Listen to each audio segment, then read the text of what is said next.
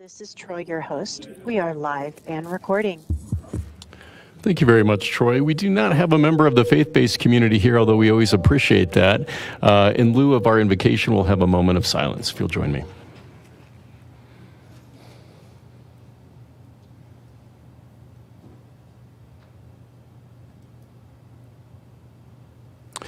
Okay, thank you very much. It's 1:30 in the afternoon. Welcome to our Douglas County Board of Commissioners business meeting. It is the 15th. If you'll all rise and join me in the Pledge of Allegiance. I pledge allegiance To the flag of the United States of America and to the republic for which it stands, one nation, under God, indivisible, with liberty and justice for all. Thank you very much. Attorney Pratt, do we have certification of the agenda today? Good afternoon, Commissioners. Chris Pratt with the County Attorney's Office. All of the items on today's agenda have been reviewed by our office and meet legal approval. Great. And do any commissioners have disclosures for items on this agenda today? I have none. No, sir. And I have none either. With that, we'll move to a really special moment today, which is our employee recognition. I know that Pat Neef would like to recognize Mary Washburn for her 15 years of service with the Public Trustee's Office. Pat?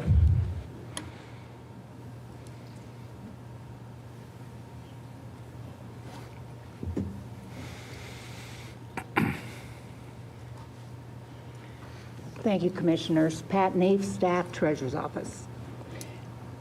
It's my honor today to be part of the recognition for Mary Washburn. 15 years of dedicated service. A little bit of information on Mary. She, in 2007, volunteered at the Public Trustee's Office. And at their insistence, they wouldn't let her go. She's very talented. She is a proclaimed geek and proud of it. So she has not only benefited the Public Trustee's Office, but the Treasurer's Office, and continues to shine for all of us. And with that, Mary? Well, it's been an honor to be able to serve the citizens in the county for 15 years, and lovely to get to know a lot of the people I work with, and I look forward to more years, so thank you for your recognition. Thanks, Pat. Mary and Pat, thank you. If you want to stay put.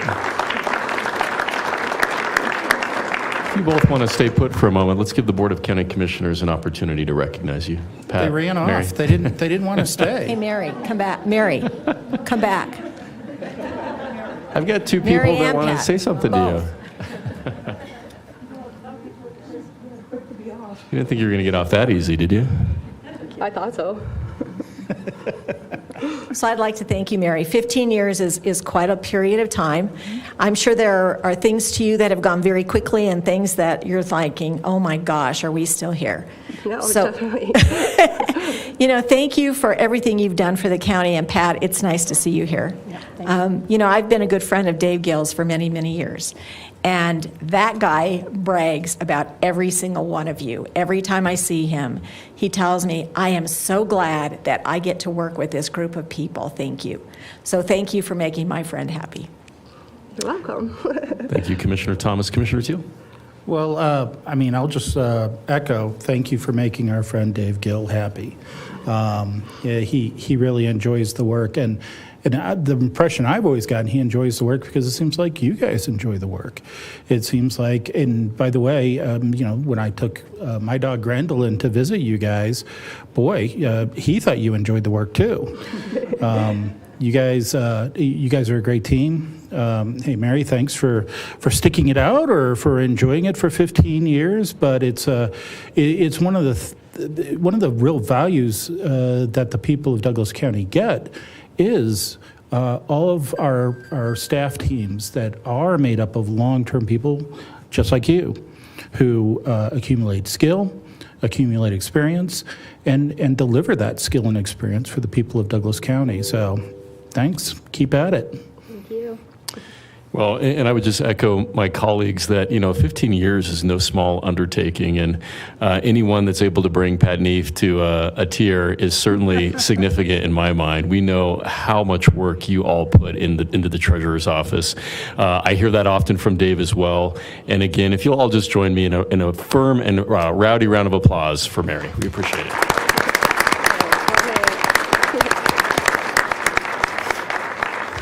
Thank you so much. Absolutely.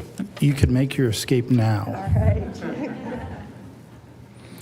So with that, we'll move to item 2, which is citizen comment, organizational comments. At this time, you are welcome to comment about any topic other than what is scheduled on today's regular agenda. You will be prompted to comment on those items at the appropriate time. This is an opportunity to share your thoughts and ideas with your Board of County Commissioners. If you'll state your name and address prior to making comments, and you're welcome to just state your name and where you're from if you'd like, you will have up to 3 minutes. And then Commissioner comments, if any, will follow all citizen comments. Do we have any citizen comments today? I see a lot of amazing citizens. You must be here for something else. Do we have any comments online, Troy? Thank you, Commissioner. I have no online comments. Okay, and with that, I will close citizen comment and move to item 3, which is our consent agenda. Let me just ask, is there anyone in the room or online that has a comment for the Board of County Commissioners with regard to the consent agenda? Again, I have no online comment. Okay, and with that, I'll close public comment and bring it back to the board for any further discussion and/or a motion. I have a motion to approve the requests in all items A through K of the consent agenda. Second. So I have a first and second on the floor. Is there any further discussion? Seeing none, all those in favor signal by saying aye. Aye. Aye, and that motion carries. With that, we'll move to item 4 on our regular agenda for today, which is first with item 4A, which is Douglas County Community Foundation recommendations for the 2022 Philip S. Miller Grant Funds. Kim Smith presenting for staff. Hi, Kim. Hi.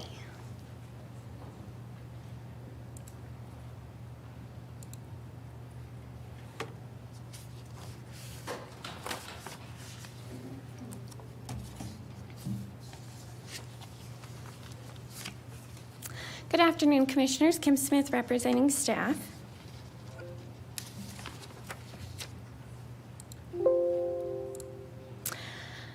The request before you today is to approve the 2022 Philip S. Miller Grant Funding recommendations from the Douglas County Community Foundation, awarding $100,000 to local nonprofit organizations. The board directed staff to develop a Memorandum of Understanding, or MOU, to transfer administration of the Philip S. Miller Grant from Douglas County to the Community Foundation. The MOU was approved by the board at the August 23, 2022 business meeting. The amount available for 2022 PSM grant distribution is $200,000. At the October 11th business meeting, the board approved a subgrantee agreement awarding $100,000 to the DCCF to promote Douglas County Gives Day. DCCF has provided recommendations for the remaining $100,000 in PSM grant funds.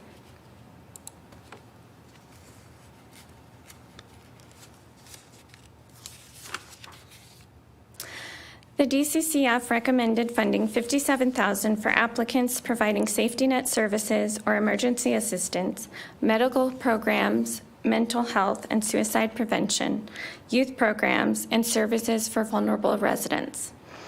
The remaining $43,000 is recommended to be awarded to organizations serving older adults in Douglas County.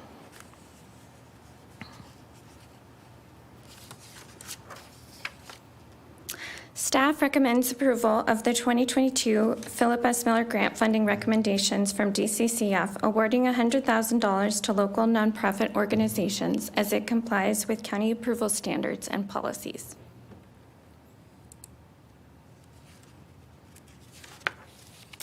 This concludes my presentation, and I'd be happy to answer any questions that you may have. Mike Wade, the Executive Director of the Community Foundation, is here, as well as a few board members. If the board chooses to approve the proposed recommendations, DCCF has prepared checks for distribution today. Great, thank you, Kim. Any questions for Kim? Kim, I'd just like to thank you. You've managed this program for a long time, and you always put your heart into it, and that shows. So thank you for your work on this. Thank you. Any additional questions or comments for Kim? No questions. Kim does a great job keeping us briefed in. Okay, and with that, let's bring up our members of the Community Foundation. Mike?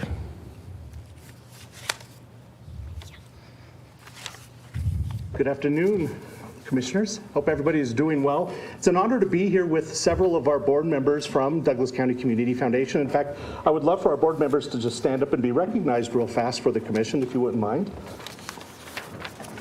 Here. Yes.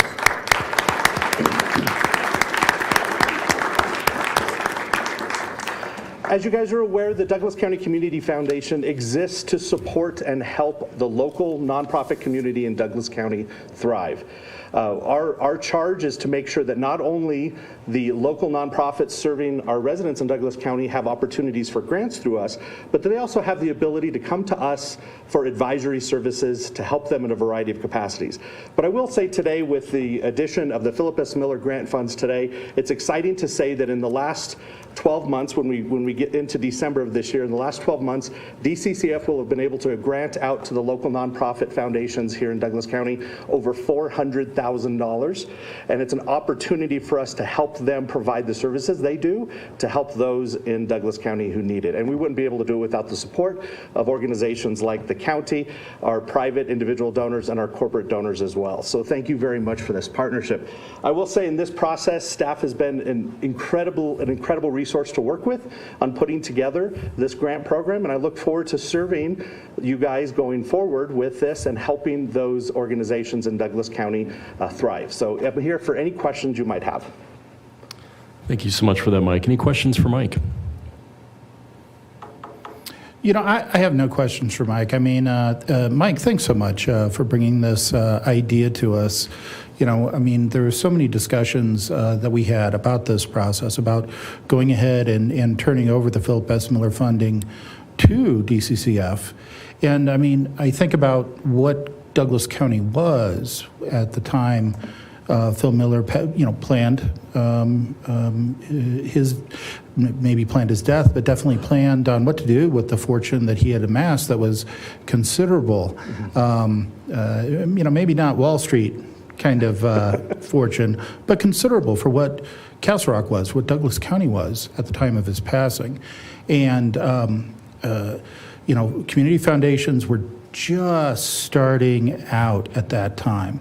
And, Phil Miller, he, from butcher to banker, decided, he was going to create the fund instead of a community foundation. But really the fund was a sort of community foundation for all these years.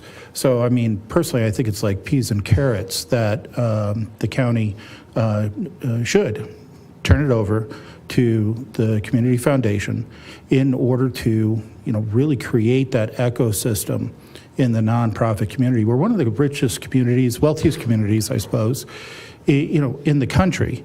And we should have one of the wealthiest community foundation networks in the country. I don't know how far this goes to make that occur, but we're putting it in your hands. Don't let us down. We are counting on you. Absolutely. Absolutely. I will say, just as a little side note to that, Commissioner Teal, one of the cool things that we've done at DCCF over the last year to change how we operate and how we serve our members in the nonprofit community, when we have grant programs like this put together, it's kind of cool that 100% of those funds that are entrusted to us are then granted out to that nonprofit community here in Douglas County. We don't keep a retainer fee. We don't keep a management fee. The money that is sent to us on behalf of the nonprofits is given right back to them. And that also applies to the private donors we have here in Douglas County as well. Excellent. Commissioner Thomas? I have nothing, thank you. I have a lot. I will tell you, 4 years being a county commissioner, it has been an incredible honor to work with this organization. And when I think about the leadership of this group, particularly Justin Vaughn, who's made a decision to chair this board, and certainly Director Mike Wade, we are blessed and fortunate to have gone from a small organization that was doing some good things in the community that we certainly appreciate, to now having the mayors of every single municipality on our board, as well as the C-suite C-suite and donor community representatives throughout the county. This is a robust and significant organization that really has become the Red Cross of Douglas County. I want to congratulate you on your Dia de los Muertos fundraiser and a number of endeavors that you have taken on this year to just remind people to give where you live. I'm a fifth-generation Coloradan, and Commissioner Teal's right. We're in one of the wealthiest counties in the entire United States, and many of our citizens will travel to Denver and donate to Denver nonprofits and Denver organizations, which are wonderful. We appreciate many of those nonprofits, but people often don't realize that there is need right here in Douglas County, and there are phenomenal nonprofits, many of which are represented here. So I just want to thank all of the nonprofits that have applied, all of those that have received funding, and certainly the incredible leadership of this organization that really has brought me a lot of pride to be part of the Community Foundation and to continue to watch you grow. So thank you. Thank you. So with that, let me bring it back to the board for any further comments and/or a motion. If it pleases the board, I do have a motion to approve the Douglas County Community Foundation recommendations for 2022 Philip S. Miller Grant funds. Second. So there's a first and second on the floor. Any further discussion? Seeing none, all those in favor signal by saying aye. Aye. Aye, and that carries 3-0. So with that, I think we were going to come down and issue some checks. Does that sound good? All right, let's do it.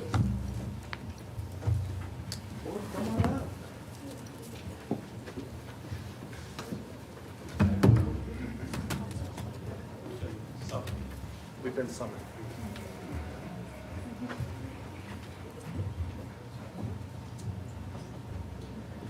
The board has a lot of checks to hand out, and so after everyone has received them, if you don't mind hanging up here so we can get a good photo with everybody, that would be awesome.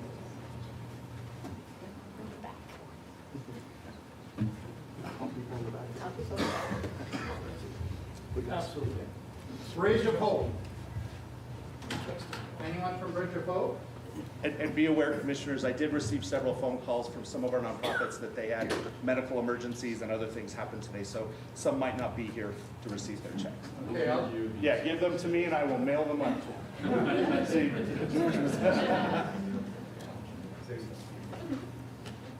At the Backpack Society. Doctor's care. All right.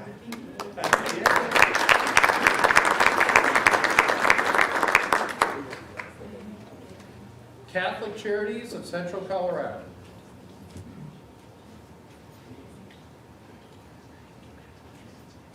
Okay, I've got the Parker Task Force.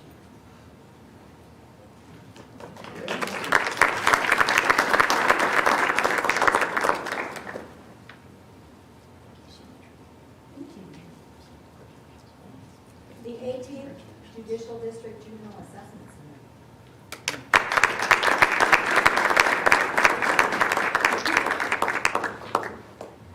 That was a quick split right I there. let her deal with them.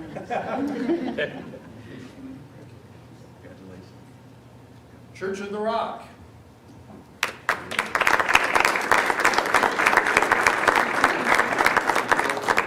Did you guys just meet? Congratulations and thank you. Congratulations. I have Ray of Hope Cancer Foundation.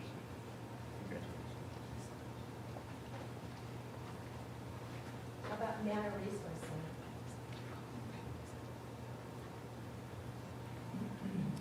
Colorado Agricultural Leadership Foundation.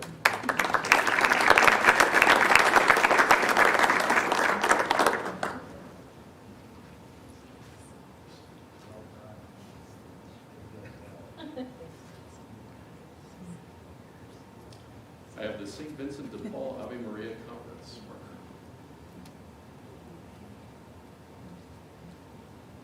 Nueva Vida.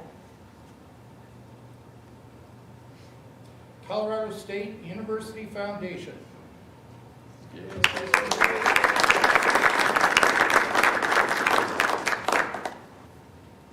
I do get to say go Bears while I have this. Congratulations. I have the Douglas County Christian Council.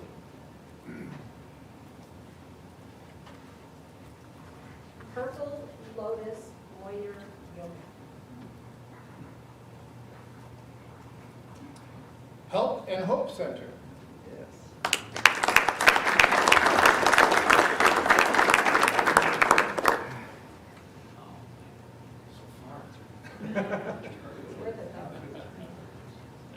And you gotta shake their hands in order to. I have the Denver Area Youth for Christ.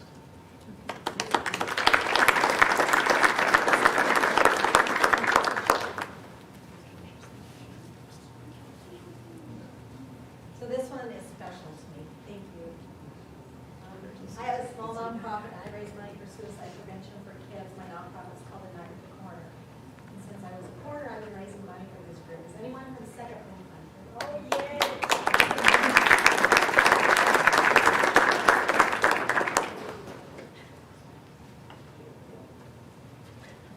Hi, good to see you again.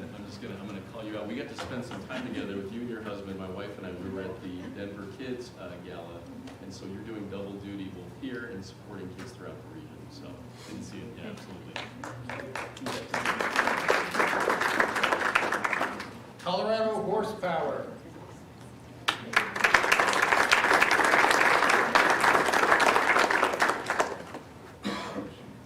I think next time we should have walk-on music for. I know. Congratulations. Congratulations. Congratulations. Congratulations. Okay, I've got Whiz Kids Tutoring.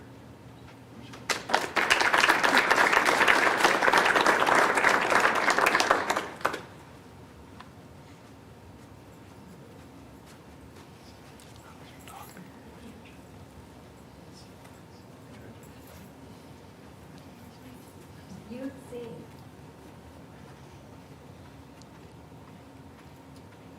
Promise Ranch.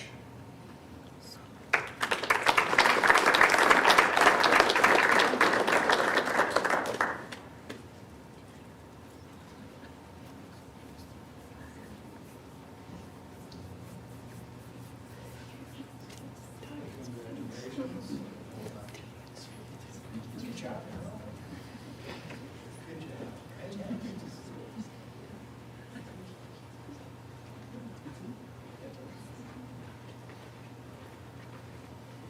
Okay, and then I've got Secor.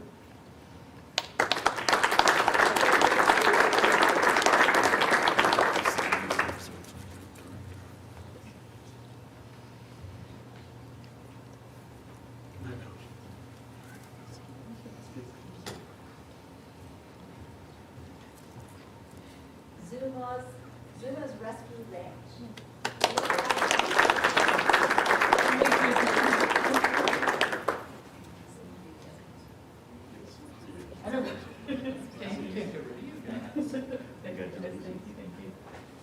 St. Vincent de Paul of Castle Rock.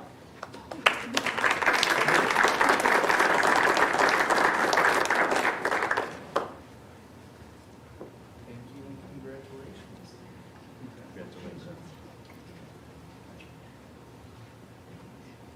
I have the Parker Senior Center.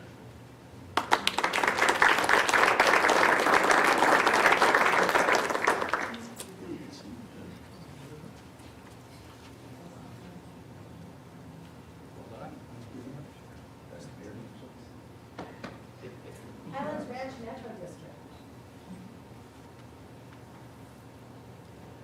Castle Rock Senior Activity Center.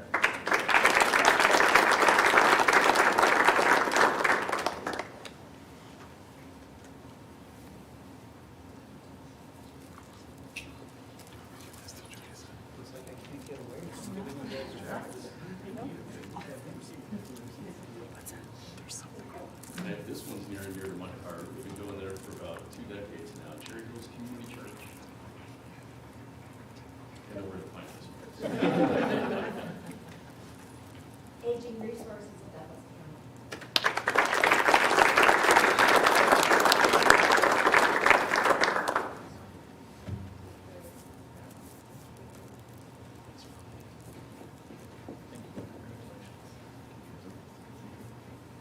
Integrated Family and Community Services.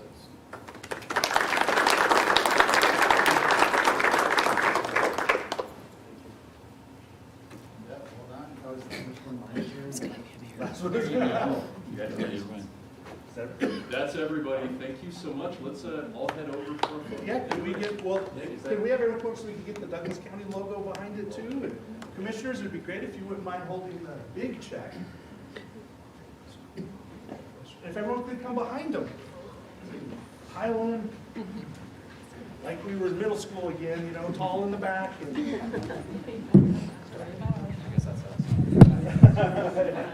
You know if you're tall or not. That's a.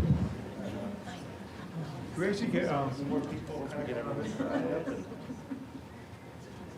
All right. A little closer. We're not going to hold back.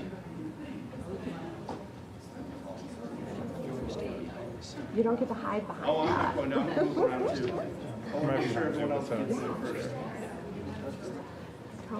It's in your thumb in your way.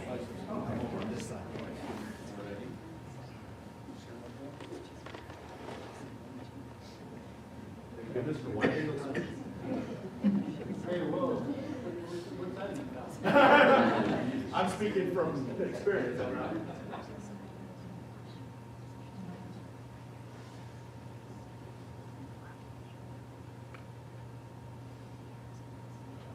That's a fancy gimbal.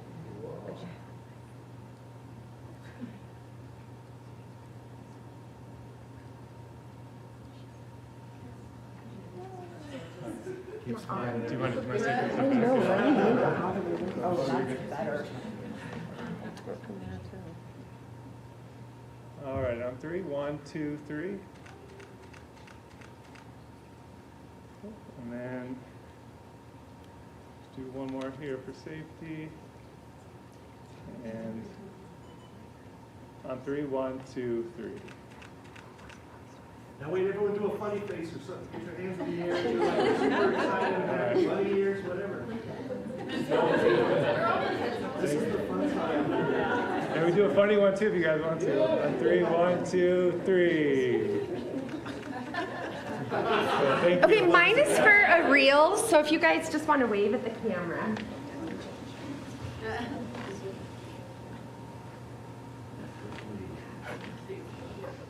Thanks.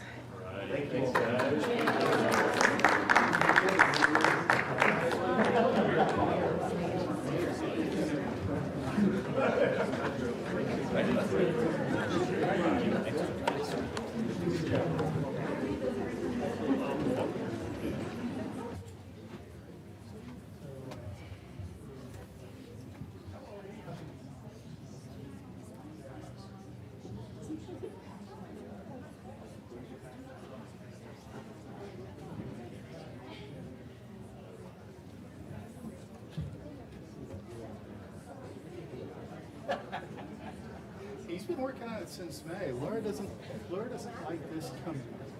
So, I got to stick with this. By all means, give her your best pitch. Be prepared for disappointment.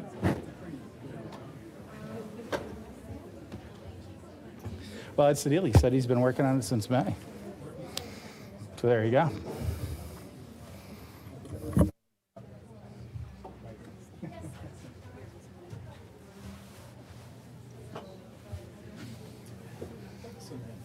Good job. Good work there, pal. You too. Feels kind of like the Christmas holidays already. Like it's just, I know, giving out checks.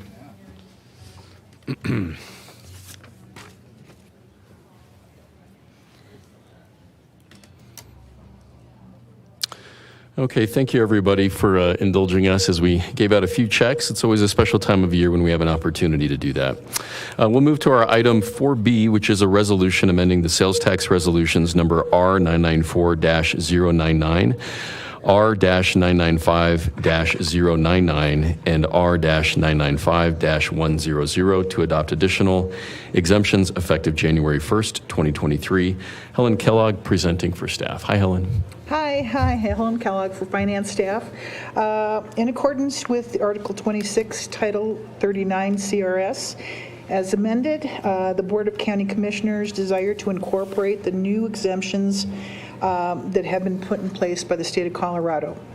The two new exemptions for sales tax that we're going to exempt from sales tax is going to be S for exemptions for sales of incontinence products and diapers, and T, exemption for sales tax on period products.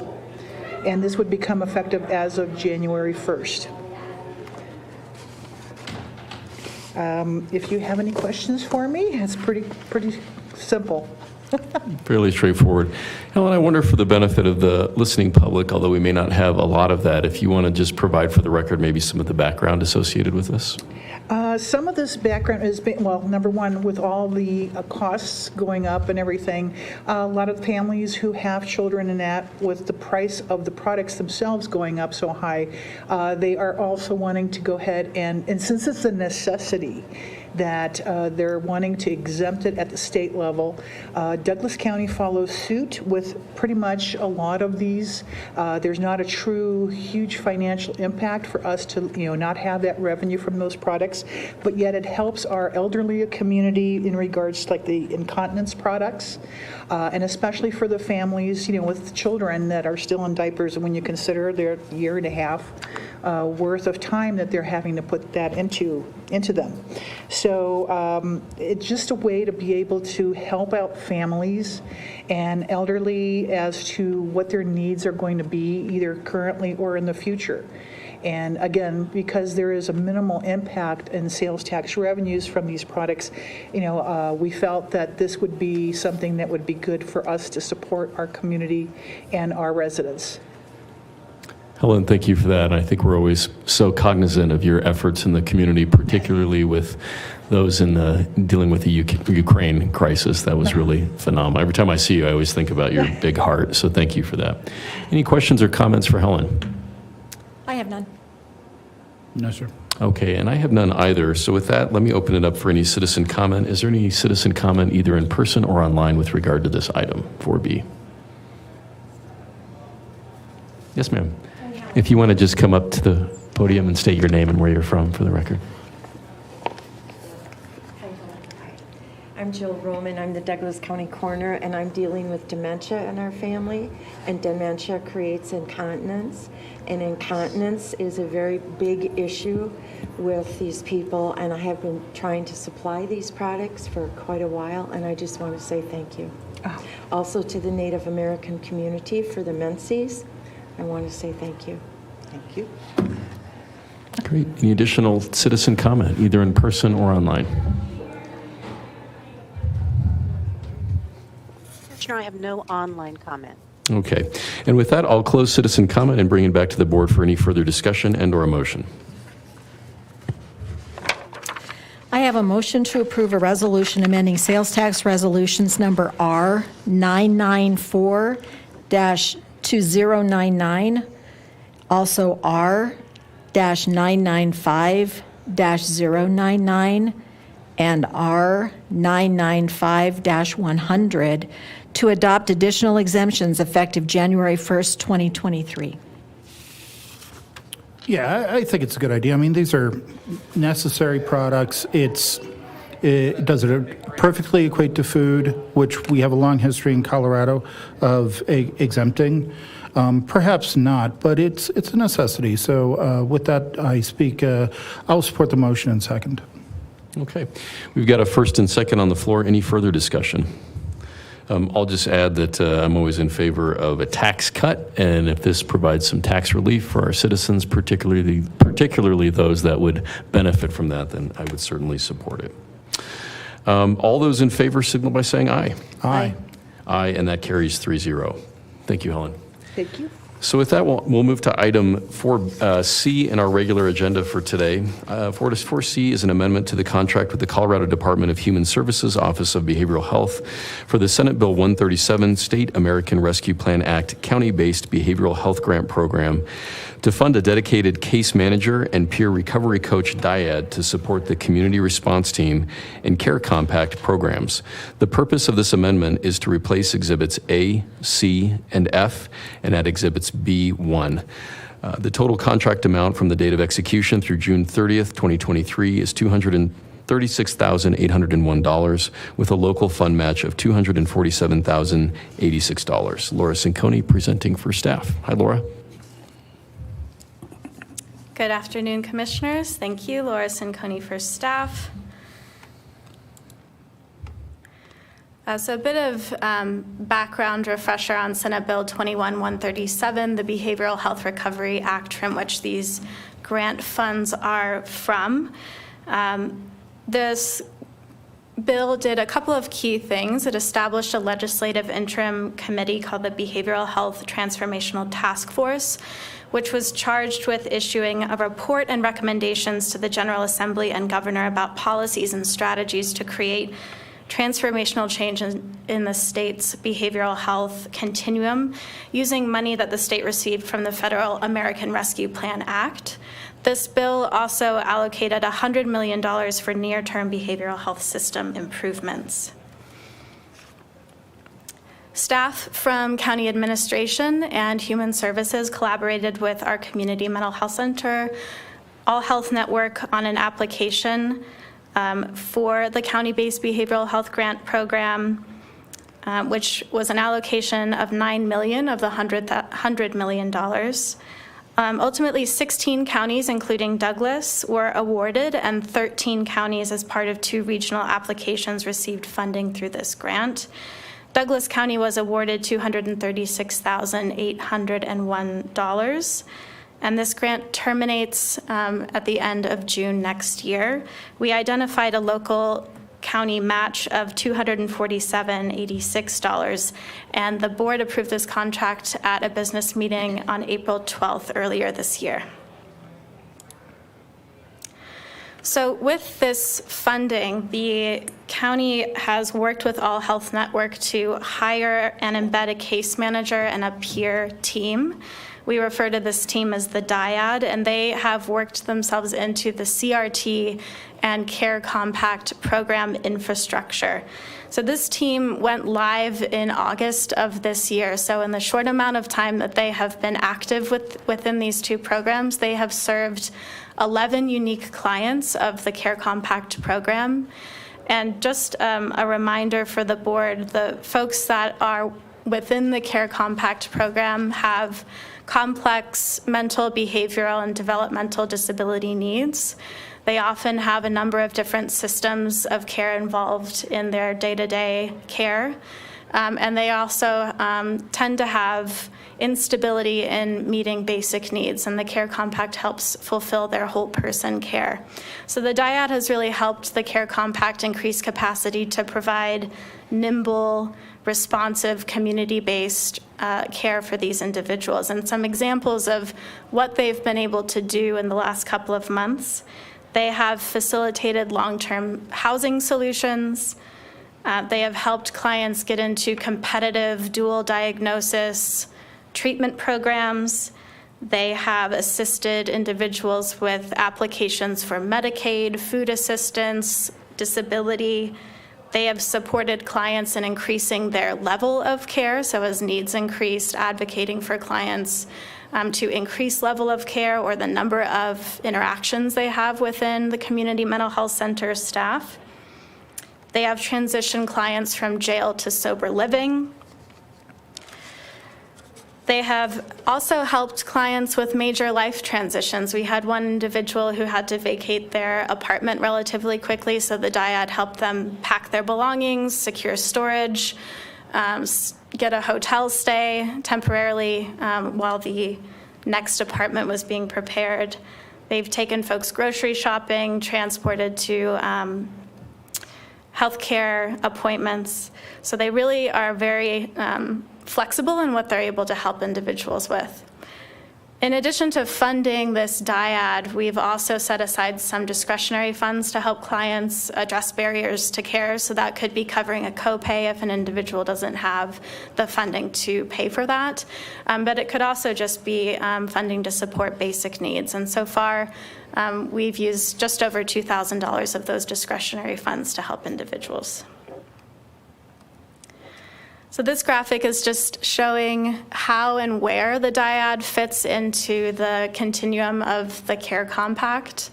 So they can either interact with clients on the crisis end of the spectrum. So CRT is able to refer clients that they have met in the community to the dyad. They can also assist individuals in that gap period between discharging from a hospital and returning home, where there may be a bit of time in between the discharge and their next follow-up appointment. But they also work within our Care Compact program, which offers care coordination for some of those individuals with the most significant needs in the community. So again, the spectrum of what they're able to cover in terms of assisting individuals is quite broad. I also wanted to share with the board some data that we've collected since program launch in December of 2020 up through September of this year. We've received 70 referrals to the Care Compact program and been able to connect with and serve 52 clients. And we've seen some really promising movement away from utilization of the emergency system to access care from clients served by the Care Compact. So you can see the reduction in law enforcement contacts, emergency department transports, and even interactions with our co-responder team.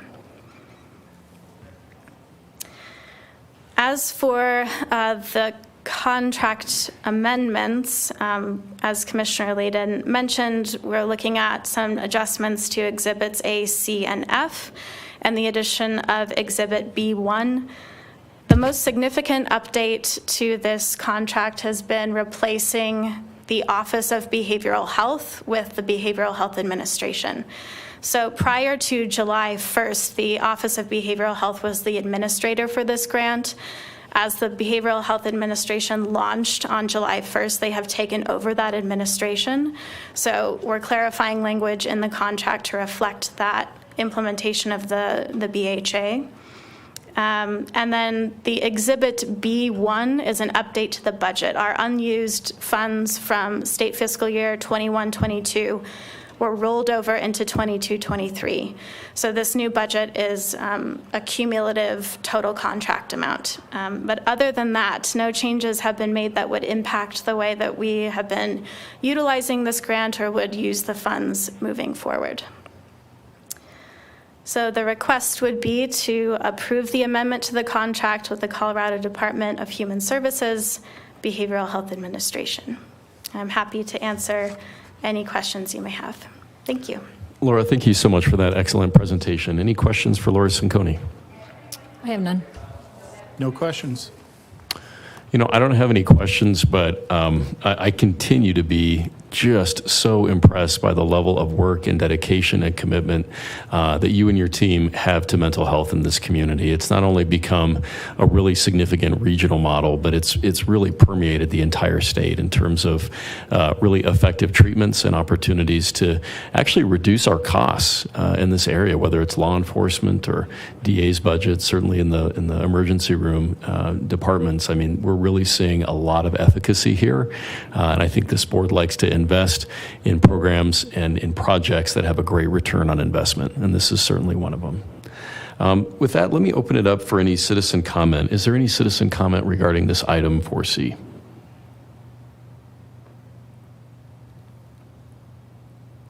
Commissioner, I have no online comment. Okay, and with that, I'll close citizen comment and bring it back to the board for any further discussion and or a motion. I would like to make a comment at this time, please. Please.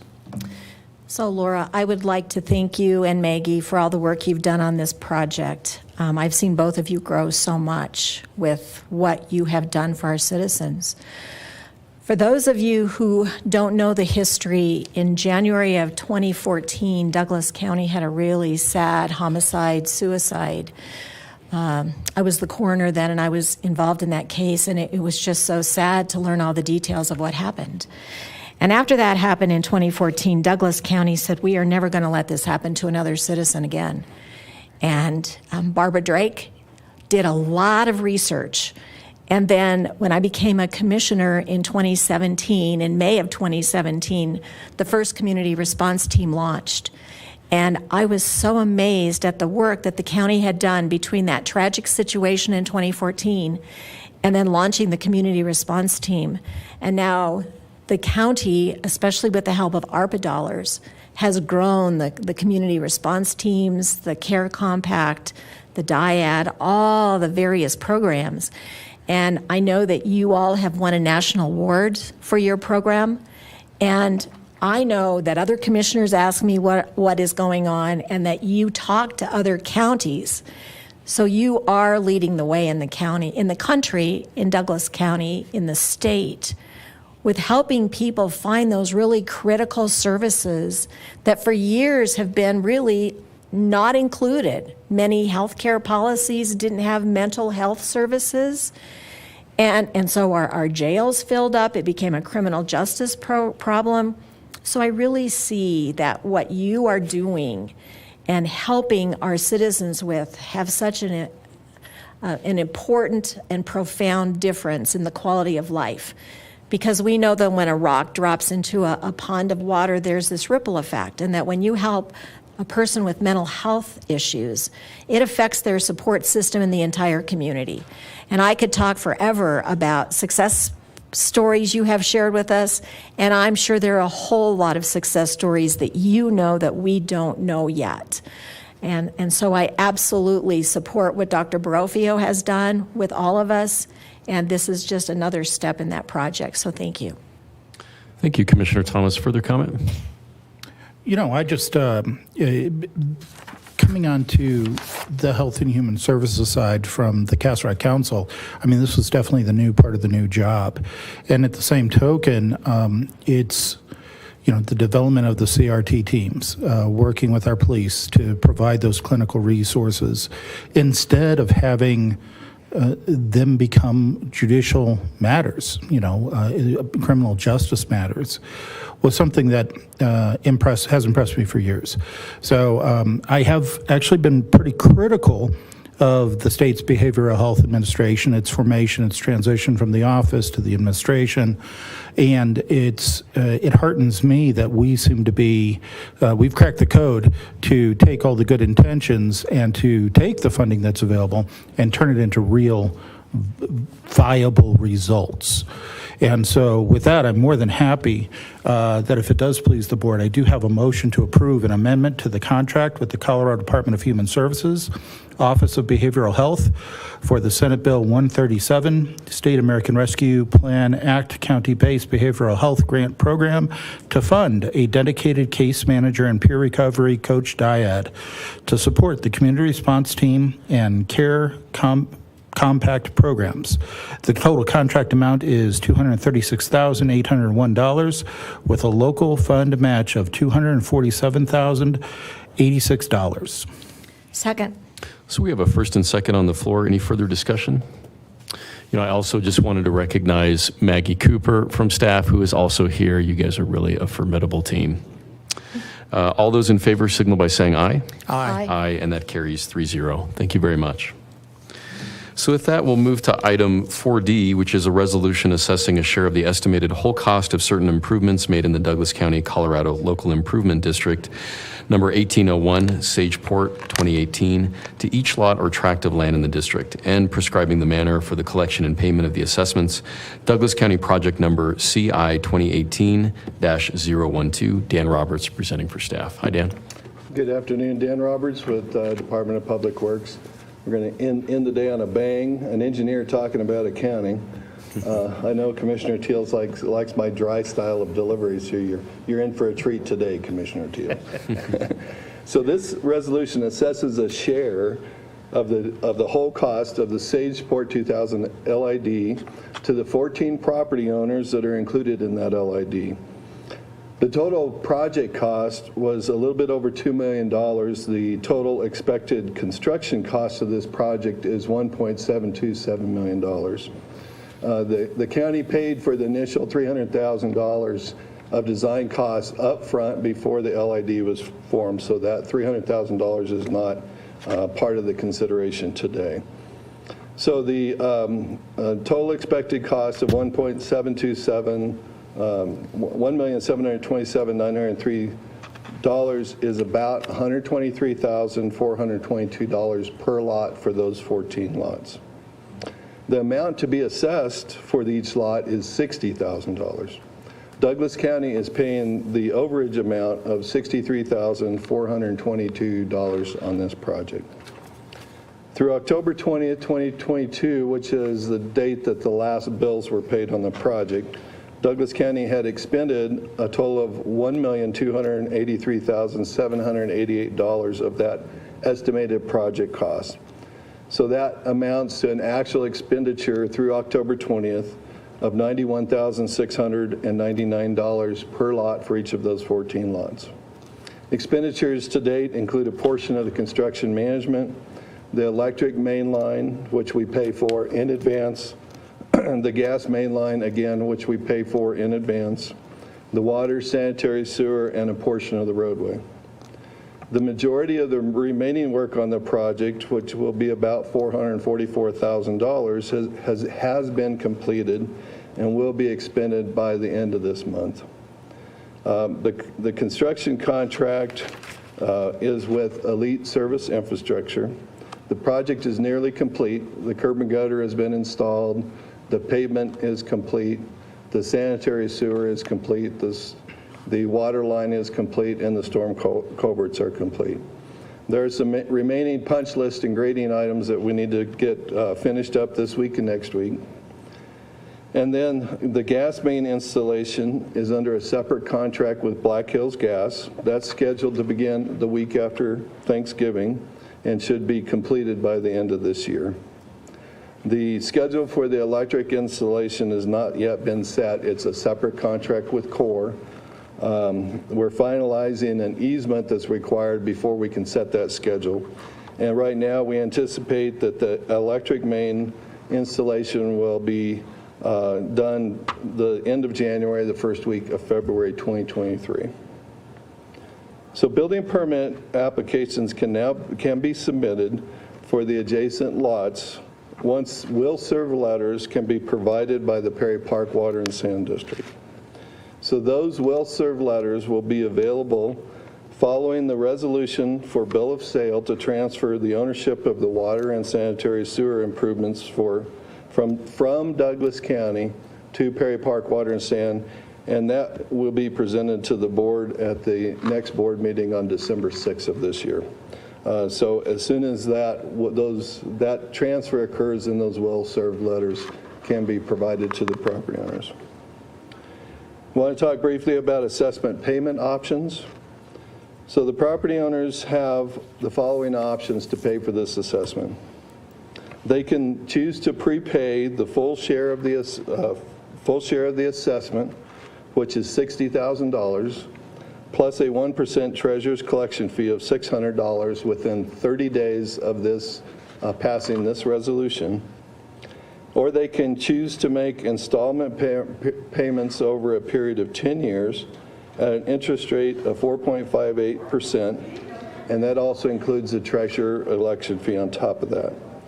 If those installment payments are made, they will be included on a tax billing statement that's mailed at the end of January of each year, and that can be paid either in full by April 30th or in two half payments, one due the last day of February and one due June 15th. So with that, that's the conclusion on the Sageport LID. Staff is recommending that we proceed with the assessment. Dan, thank you for that. And just to clarify for the record, you're presenting both items 4D and 4E, correct? And I have 4E separately. Oh, okay. The numbers are different, but that is just 4D. Okay. Any questions for Dan? I have none. No, sir. And I have none either. With that, I'll open it up for any citizen comment, either in the room or online. Welcome, sir. If you want to just state your name and where you're from for the record. Troy, we have one individual in the hearing room today. No problem. We don't have anyone online, sir. Okay, thank you, Troy. Good afternoon, Commissioners. Thank you for the opportunity to speak to you today. I'd like to say hi to Chris as well. Chris and I served on an advisory committee for the school district earlier this year, so haven't seen him since. So I'll start my comments by first saying thanks to the board for doing this LID.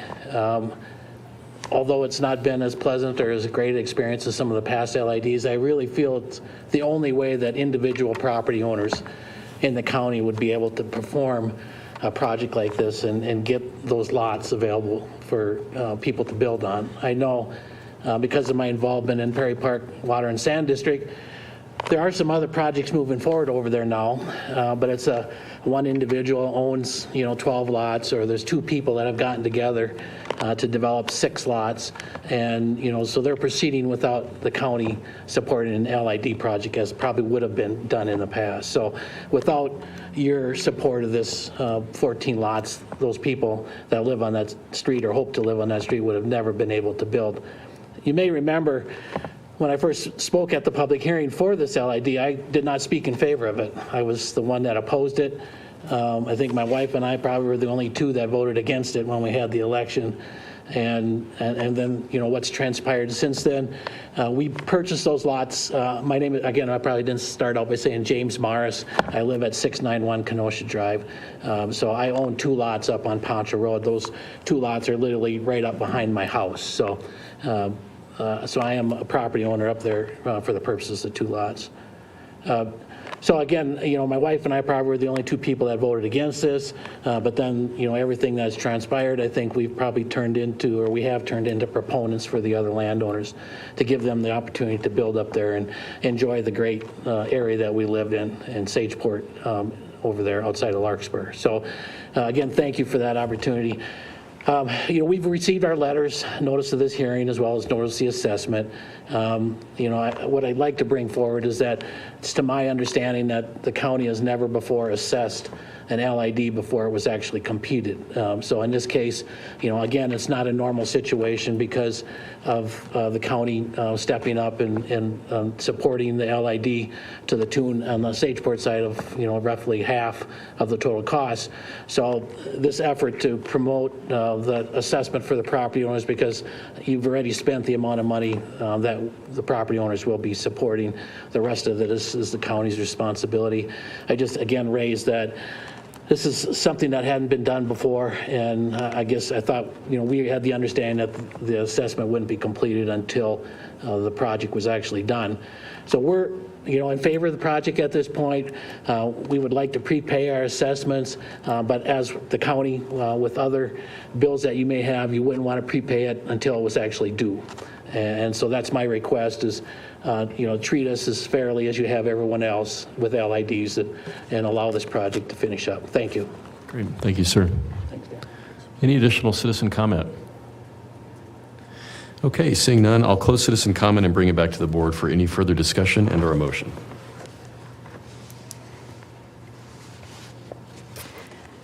So Dan, we had a work session about this, and it seems like to me that, and you just explained it here as well, that the county has put into this project what we can to this point, and the electrical is being held up because of an easement situation. So is there any reason why we should not collect the payment now? So staff believes that due to the timing of the project, it will be substantially complete by the end of the year. The one outstanding utility is the electric system, and that will be scheduled for installation, and in fact should be installed before the taxes come due on these properties. We did check with legal counsel. The county does have the right to do multiple assessments, does not have to wait until the end of the project. It is true that the current county policy does say we'll do it at the end of the project, but there are several extenuating circumstances around this project primarily the fact that the county is paying upfront and financing the majority of the project cost. So we think it's important to move forward with the assessment at this time. Otherwise, it will be a full year before we can come back and do the assessment. This is the last date that we can do an assessment resolution and get it on next year's tax roll. And there is a bit of a gap there. If we waited till next year while the upcoming assessment might show up on a property title search, it could fall through the cracks. So you could have a property owner come in, buy a piece of land out there, the title search not catch that there was a $60,000 liability on that property. And this is, I believe, the best way to secure that debt on that property. Thank you for that explanation. And when I'm looking at these documents that we were given before the meeting, if I understand this, on the Bannock LID, each of those property owners is receiving $41,246 from the county. Is that right? That's correct. And in Sageport, they're receiving $63,422 from the county. That is correct. And so I do not think it's unreasonable, since they have gotten those large numbers of tax dollars from the other residents of this county, for them to start making payment back to the county. So I'll be in support of the motion as it is. Thank you, Commissioner Thomas, for the comment. No comments at this time. And I have none either. With that, I will accept a motion. I have a motion to approve a resolution assessing a share of the assessed whole cost of certain improvements made in the Douglas County, Colorado Local Improvement District Number 18-01, Sageport, 2018, to each lot or tract of land in the district, and prescribing the amount, and prescribing the manner for the collection and payment of the assessments. Douglas County Project File CI 2018-012. Second, and wish to speak in favor of the motion. Please. So a little bit of disclosure, Mr. Maris is sort of, I consider one of the real thought leaders here in the county when it comes to water concerns. And so I really appreciate him coming in today and sharing his story and sharing his views. Jim, it just seems like the timing to me is going to work out on this one. I mean, by the time the electrical gets in is when the first tax assessments will drop. I really appreciate the willingness of you and your wife to, pay in advance, knowing then that, we probably will not have that electrical service.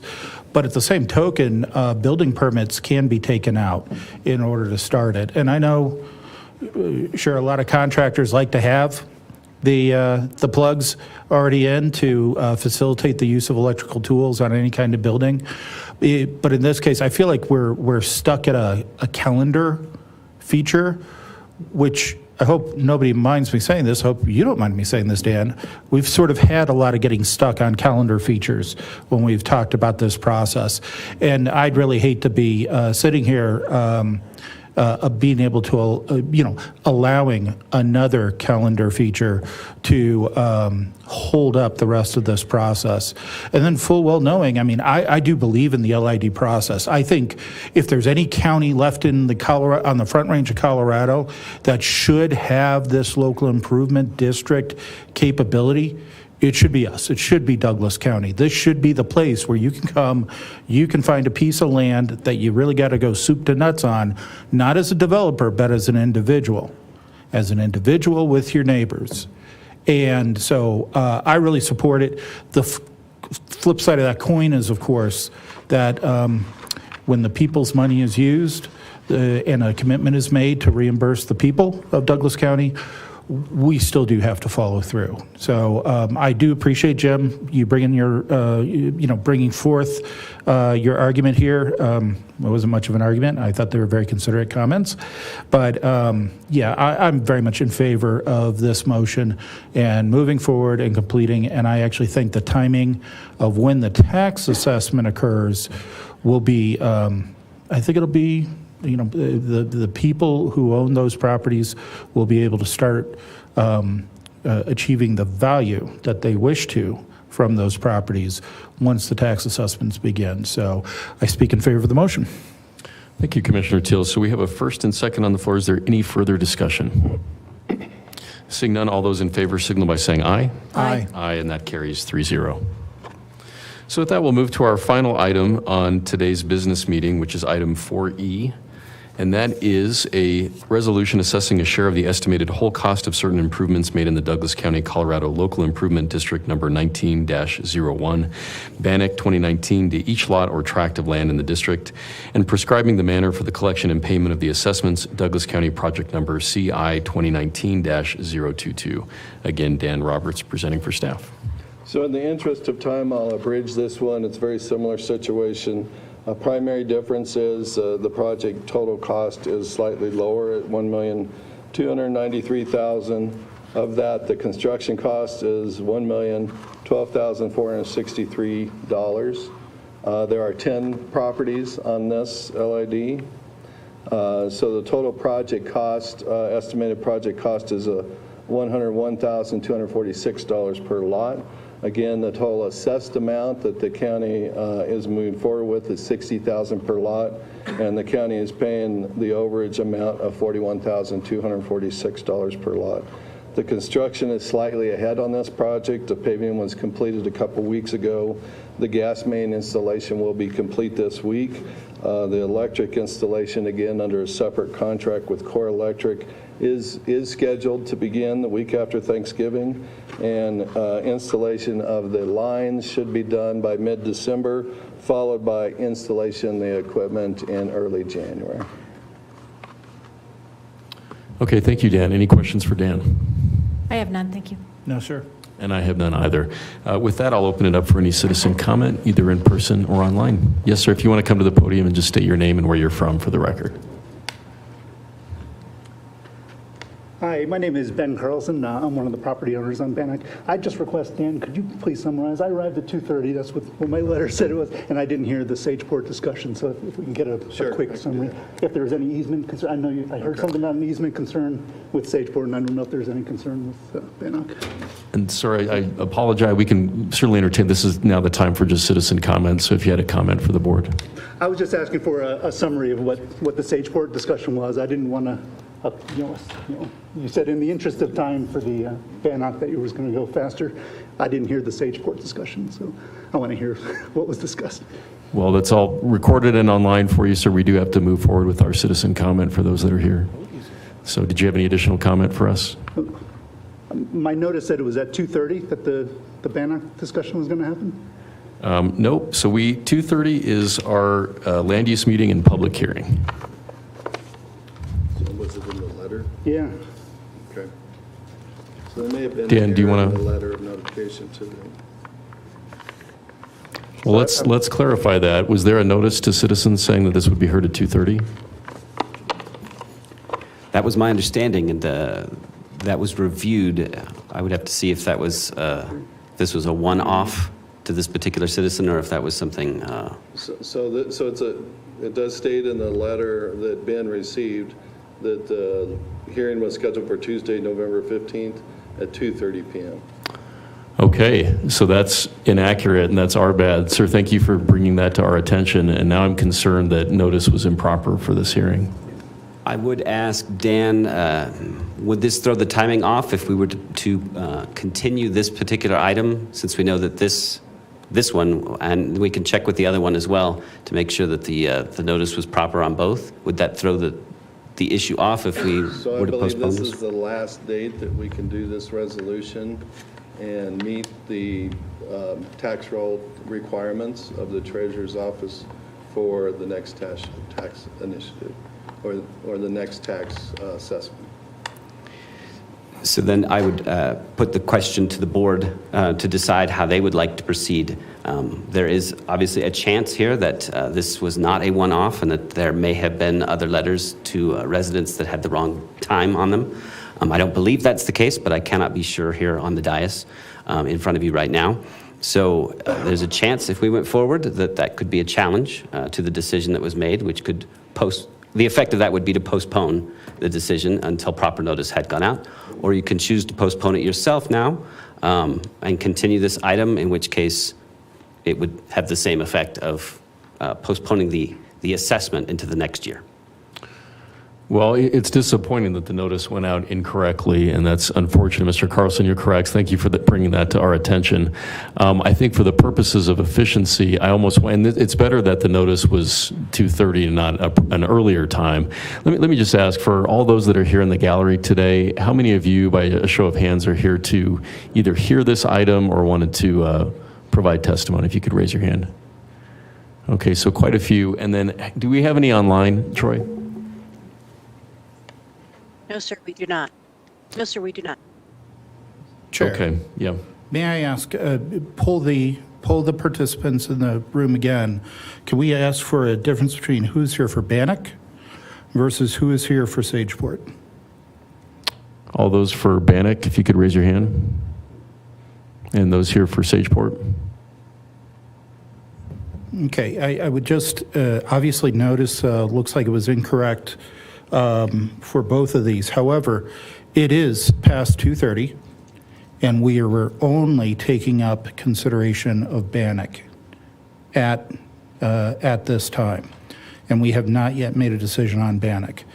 Therefore, I would propose we continue with Bannock, and we do have people who wish to speak in the audience, and then we assess our options with the Sageport decision once we conclude 4E.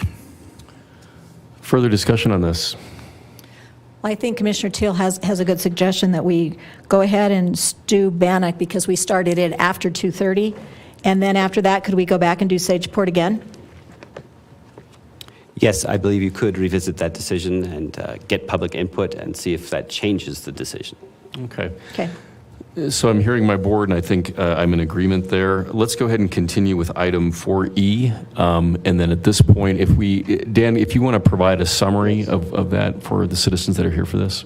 I would do that, and I apologize for the error on the letters. It requires to go over this again, but we'll make sure we cover it thoroughly on both instances.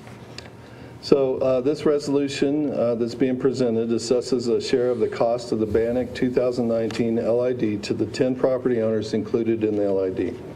The total expected construction cost of this project is $1,012,463, which amounts to $101,246 per lot. So that's the construction cost only. The total project cost is $1,293,463, which includes design costs that were paid for by the county before the formation of the LID, and that's the difference in the $1,200,000 and the $1,012,000. So the amount to be assessed to each lot is $60,000. Douglas County is paying the overage amount of $41,246 per lot. Through October 20th, 2022, Douglas County has expended a total of $939,957 of the estimated project construction costs. This amounts to $93,966 per lot for each of the 10 lots. The expenditures to date include payment for a portion of the construction management, electric main line, gas main line, water, sanitary sewer, and most of the roadway. The remaining work on the project, which is estimated at $72,506, has been completed and will be expended at the end of this month.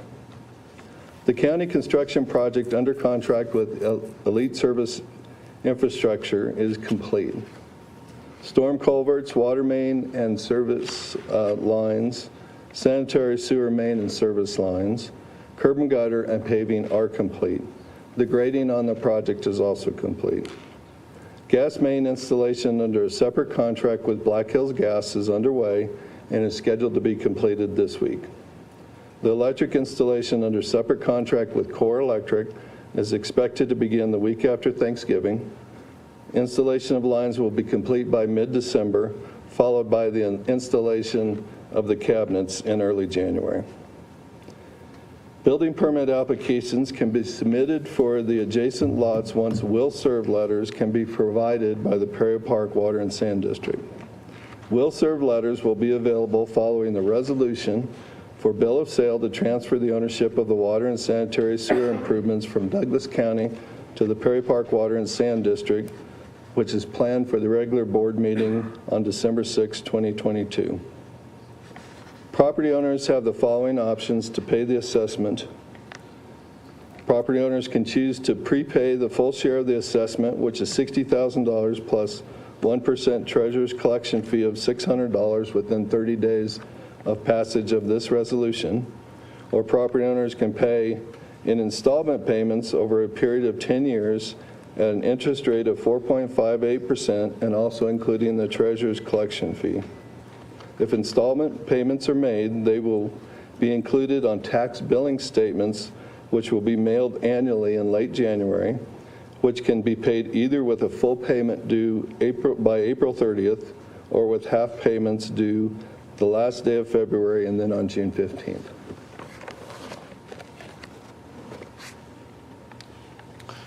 Okay, I think that's an adequate summary. Let me go back and open it up for any citizen comment, both in person and online. Is there any citizen comment on this item? And this is, again, item 4E in our regular agenda. This is the Bannock LID. Okay. Is there any citizen comment online? Thank you, Commissioner. I have no online comment. Okay, and with that, I'll close citizen comment on this item 4E and bring it back to the board for any further discussion and/or a motion. May I ask, kind of call Dan back to the podium and just ask a couple clarifying things, just to make sure I have everything straight. Yes. Myself. So Dan, with Bannock, paving is complete. That's correct. Curb and gutter complete. That's correct.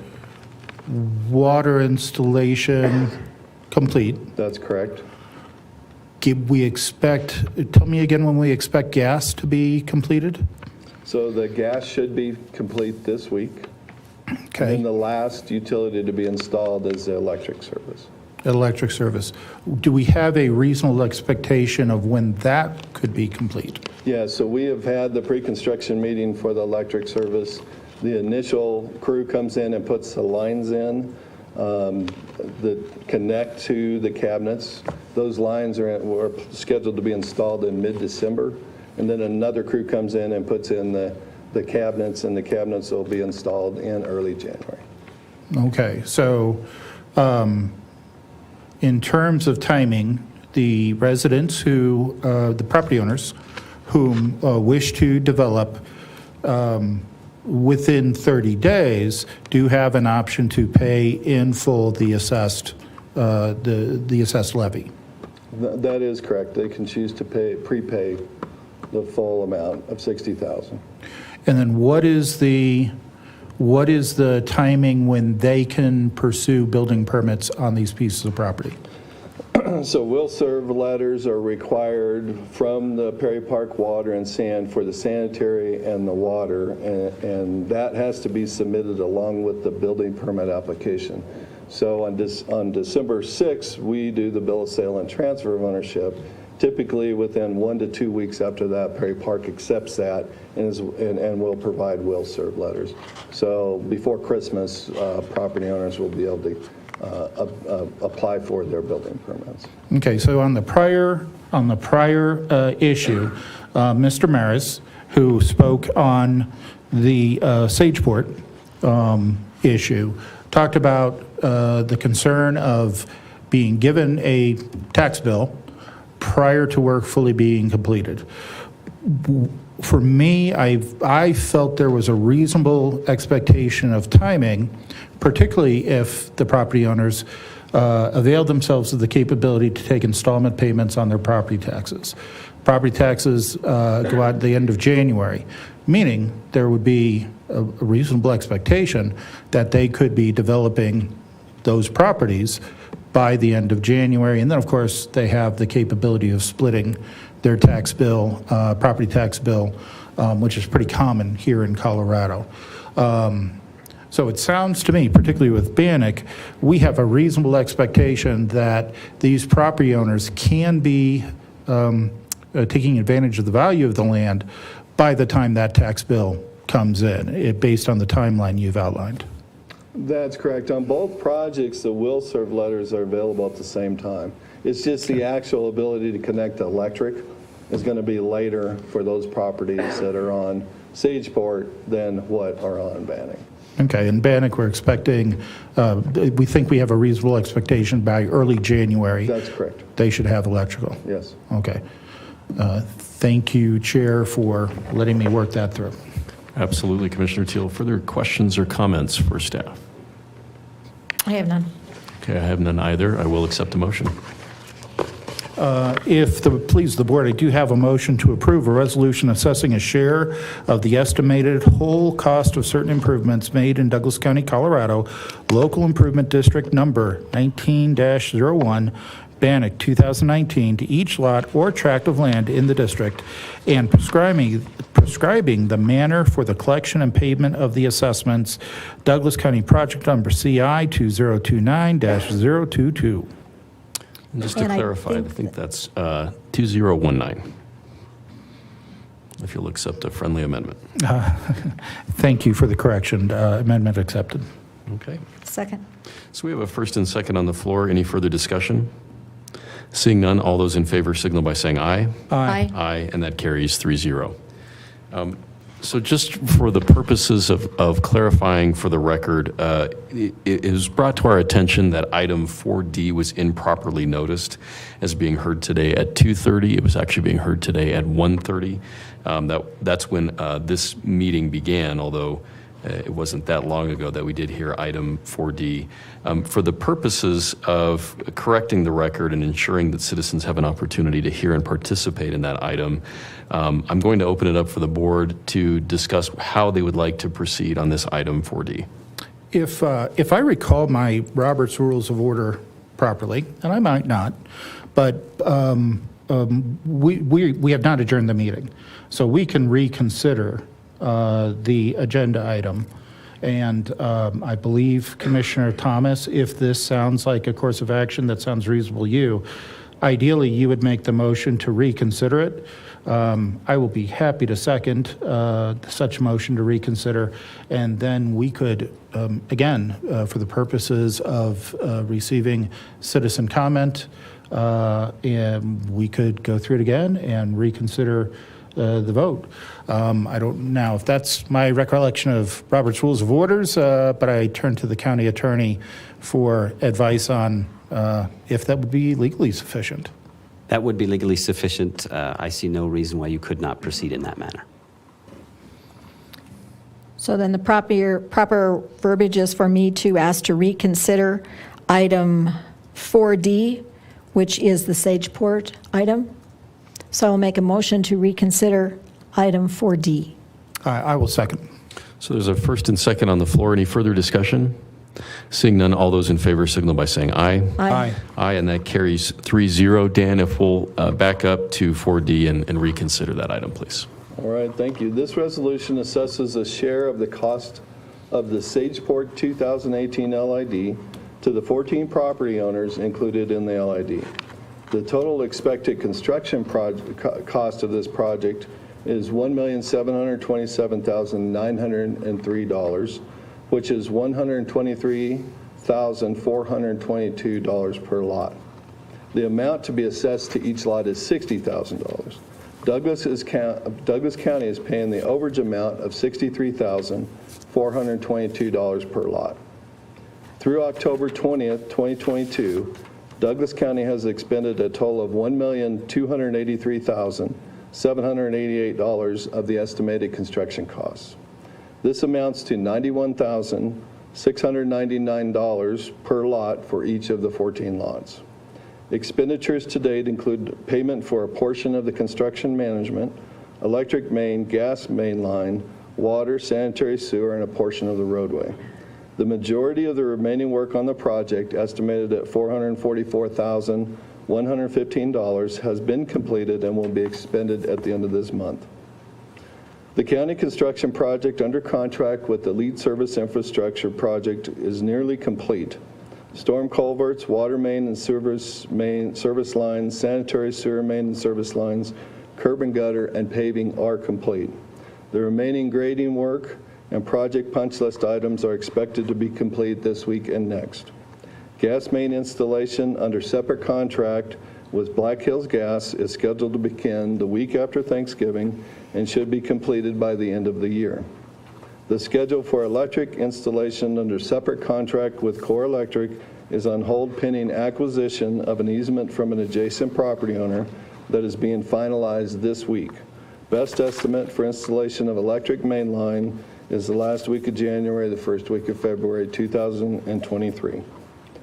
Building permit applications can be submitted for the adjacent lots once will serve letters can be provided by the Perry Park Water and Sand District. Will serve letters will be available following the resolution for bill of sale to transfer the ownership of the water and sanitary sewer improvements from Douglas County to the Perry Park Water and Sand District, which is planned for the regular board meeting on December 6, 2022.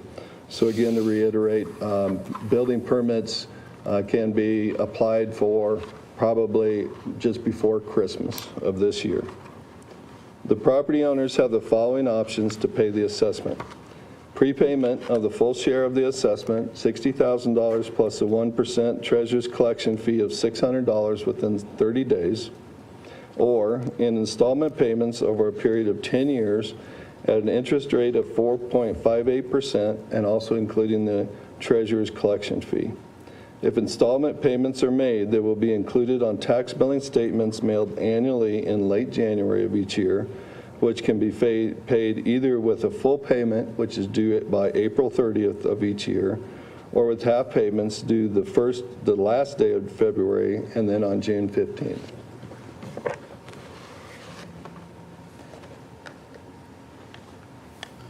Dan, thank you for summarizing that once again for us and representing that item.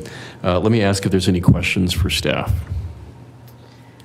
If we're redoing this all over again, Dan, I had asked you a question before about the easement. You talked about that, and you've clarified that in Sageport, they could get building permits before Christmas. So that is correct, because the electric service and gas service do not have to be in place in order for building permits to be obtained. Only the will-serve letters for water line and for sewer line have to be available, and those will be available, should be available before Christmas of this year. So applications can be made for building permits. Thank you. I have no other questions. Thank you, Commissioner Thomas. Further questions or comments for Dan? So Dan, probably the same thing we did just a few moments ago. Status of paving for Sageport. Paving is soon to be completed. That is correct. It is complete now. Paving is complete. Yes. Curb and gutter is complete. That's correct. Water is complete. That's correct. Gas is December, reasonable expectation. Scheduled for installation beginning in about 2 weeks. Okay, so reasonable expectation of that being complete within the next 3 to 4 weeks. Probably towards the end of December, so a little bit longer than 3 or 4 weeks. Okay, end of December, thank you. Electrical, though, is looking for a reasonable expectation of completion end of January, early part of February. That is correct. So that is the development. However, building permits can be pursued as soon as they can obtain will serve letters from Perry Park, which is sounding like just before Christmas. That is correct. So usually they process the bill of sale, transfer of ownership within a week of the hearing, which is December 6th. Okay, because timing is very important in my reasoning here, but the concept is we have an option for the property owners to pay in full in advance within the next 30 days, and that would land in December 15th. So Mr. Maras spoke on this, and Jim, I don't mean to put you on the spot at all, but just to equate with everybody who did walk in when they did, somebody like Mr. Morris and his wife, they would be paying in advance before the reasonable expectation that they could begin a building permit. However, for other residents who instead choose to have this advanced onto their property tax assessment is due at the end of February. So they would have the option to pay this assessment over a 10-year period, beginning after all the infrastructure would be in place and they could be pursuing a building permit. Do I got that timing right? That is correct. Okay. Again, and folks, I'll just apologize in advance for the glitch with the notice, but I'm really glad you guys came in time to have this heard. The big deal for me is, obviously, I have no desire to extend a tax burden without having an inherent value for any of those property owners. At the same token, as was presented, the people of Douglas County, and yes, we're the ones who voted on it, but it's really the people of Douglas County's tax money that was extended in order to get this infrastructure completed. And we've had several calendar glitches with these projects. I, for one, have no interest in allowing another calendar glitch to hold up any development, to include allowing the people of Douglas County to get a return on their investment for the property owners in the area. So I really appreciate my colleagues reconsidering this and rerunning the process. Commissioner Thomas, you wanted to make sure that your question was had. I guess the only thing that I said earlier that I'll say right now is I believe in the LID process. If there's any one county on the Front Range of Colorado that should have this kind of process where an individual can get with their neighbors and develop a residence, a piece of land on their own, not relying on a developer to go in and home builders to go in first, I think that county is Douglas County, Colorado. And so I very much support this. And were we to bring this back up, let me stop there, and because I believe we're going to want to open it for public comment. Commissioner Teal, thank you for walking us through that timeline and rationale once again. Let me just ask if there's any additional comment before I open it up for citizens. I have none. Okay, and I have none either. At this time, I'll open it up for citizen comment. Is there any citizen comment in the room for this item 4D? Yes, sir. And if you want to just come to the podium, state your name and where you're from, please.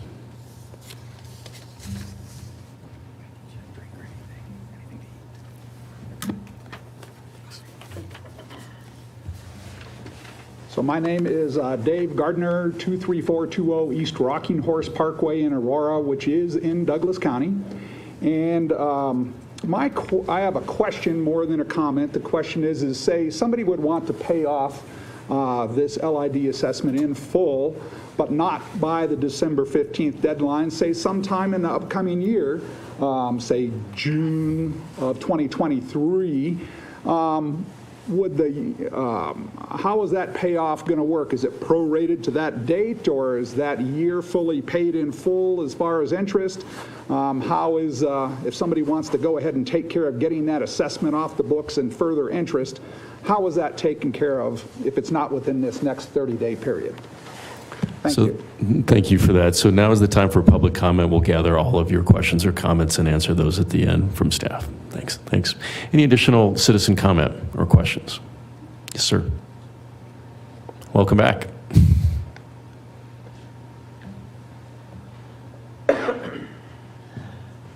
Again, James Morris from 691 Kenosha Drive in Larkspur. So I won't rehash my comments from before. They're on the official record from the recording, so I'll just refer back to that. The only additional thing that I would say is, as Commissioner Teal said, that this LID has been the Murphy's Law calendar glitches. And the most recent one is the contract. So originally the contract completion date here was October 4th. And so if the contractor completed the work on time, we wouldn't be here talking about whether we got 1 day or 10 days or 30 days to make this happen so that it gets on next year's taxes. the contract was extended by the county till November 11th, which was last Friday. And as Dan has mentioned, the contract is still not done. They're still, as part of their contract, have grading and final grading and seeding and mulching to do. Those are, not major items, so the contract's, significantly complete, I would agree, but it's not complete under the terms of the contract. So again, the calendar issues that have existed in this LID continue. And again, I'll just state for the record that, I want to do what's right for the county. I don't disagree that we don't owe the two-lot assessment on this project. I just ask the county to be fair with us as they have with all the other LIDs that have come before us. Thank you. Great. Thank you for that comment. Additional citizen comment? Okay, let me ask if there's any citizen comment online. Thank you, Commissioner. I have no online comment. Okay, thank you, Troy. I'll close citizen comment and bring it back to the board for any further discussion and/or a motion. I have a motion to approve a resolution assessing a share of the estimated whole cost of, I'm sorry, did you want to answer that gentleman's question before we do a motion? Thank you for that. Dan, we did have a couple of questions. Did you want to just respond to those in terms of timeline? So we'll ask the treasurer's office, because I do not know if the full amount can be prepaid after this initial 30-day period. Okay, thank you, Dan. Okay, so after this hearing, the gentleman can be shown where the treasurer's office is, and you can go in there and get an answer to your question. Actually, we'll reach out directly to treasurer, and I have Mr. Gardner's contact information. I'll reach out to him. Thank you. Then I will proceed with a motion to approve a resolution assessing a share of the estimated whole cost of certain improvements made in the Douglas County, Colorado Local Improvement District, number 18-01, Sageport 2018, to each lot or tract of land in the district, and prescribing the manner for the collection and payment of the assessments. Douglas County Project File CI 2018-012. And Jim, we'll get it done. I'll commit to you that right now. So second. So we've got a first and second on the floor. Any further discussion? Seeing none, all those in favor signal by saying aye. Aye. Aye, and that carries 3-0. Thank you again, Dan, and thanks to everyone for joining us today to hear that. So with that, we'll move on to item 5. Is there any other business that the Board of County Commissioners would like to pursue today? Okay. I have done. All right. I don't see any additional other business. With that, we'll move to item 6, our county manager. Doug DeBoer. Thank you, Mr. Chair. You do have a county manager report in your packet. Happy to answer any questions you might have. Great. Did you have any summary for us, significant decisions, items from this last week? I don't. Thank you. Okay.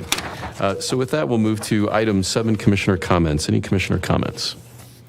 I did have some prepared comments, but in the interest of time, I will forego them. Okay. Thank you, Commissioner Thomas. Commissioner Teal? Obviously, we did our dress rehearsal for the State of the County today, the final preps. So, folks, everybody in the room, everybody listening online, we'll be doing our State of the County presentation tomorrow. Once we do that, within the next couple days after, it's going to be available either if you're Comcast customers on Channel 8 or Channel 881 for high definition. And then, of course, it's going to be out on the county's YouTube channel. Go to YouTube, search for Douglas County, Colorado, and you should be able to see it there. I think there's a lot of really good news being shared there, and it'll give you an idea what the county is doing with your tax dollars to make Douglas County a better place. Thank you, Commissioner Teal. So the next business meeting will be held on Tuesday, December 6th, 2022 at 1:30 p.m.